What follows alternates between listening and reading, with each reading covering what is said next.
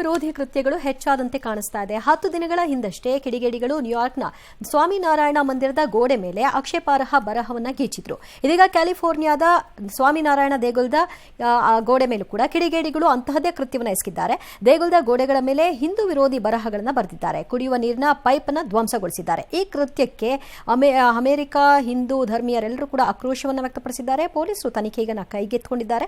ಇದರ ಹಿಂದೆ ಖಲಿಸ್ತಾನಿ ಪ್ರತ್ಯೇಕತಾವಾದಿಗಳ ಕೈವಾಡ ಇರಬಹುದು ಅನ್ನೋ ಶಂಕೆ. ಯಾವ ಕೋತಿಗಳದಿರುತ್ತೆ, ಯಾವ ಕೋತಿಗಳಂತೂ ಗ್ಯಾರಂಟಿ, ಅನುಮಾನ ಇಲ್ಲದ ಕೋತಿಗಳಿವು, ಚೇಷ್ಟೆಗಳಿವು, ಕಿತಾಪತಿಗಳು ಮತ್ತು ಹೇಡಿಗಳು. ಮುಂದೆ ಬರೀ ಹಿಂದೂದು ಮಾಡ್ತಾರಲ್ಲ, ನನಗೆ ಅರ್ಥ ಆಗ್ತಿಲ್ಲ. ನಮ್ಮ ದೇಶದಲ್ಲಿ ಕಂಡು ಕಡೆ CCTV ಇದೆ, ನಿಮ್ಮ ದೇವಸ್ಥಾನದ ಹತ್ರ ಎಲ್ಲ CCTV ಇರಲ್ವಾ?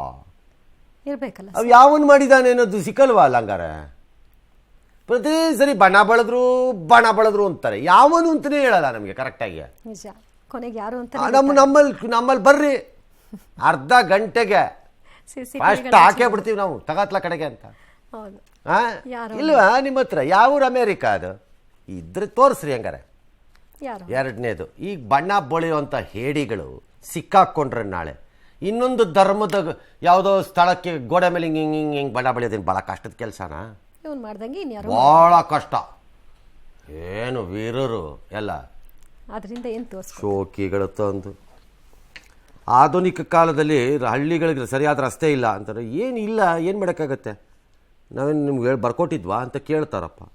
ವೃದ್ಧೇನು 3 ಕಿಲೋಮೀಟ್ರ್ವರೆಗೆ ಜನ ಹೊತ್ಕೊಂಡು ಆಸ್ಪತ್ರೆಗೆ ಹೋಗಿದ್ದಾರಂತೆ. ಕಳಸಾ ತಾಲೂಕಿನ ನೆಲ್ಲಿಬೀಡು ಗ್ರಾಮ. ಇದೊಂದೇ ಅಲ್ಲ, ಅಜ್ಜಿ ಗದ್ದೆ, ಆರೋಳಿ, ಕಟ್ಟೆ ಮನೆ ಇತ್ತು, ಎಷ್ಟೆಷ್ಟೋ ಹಳ್ಳಿಗಳಿಗೆ ನೀರೇ ಇದ್ದಾರೆ, ರಸ್ತೆನೇ ಇಲ್ಲ ಅಂತಾರೆ. ಈಗಲೂ ಹೇಳ್ತಾರೆ ನರಕ ಅವ್ರಿಗೆಲ್ಲ.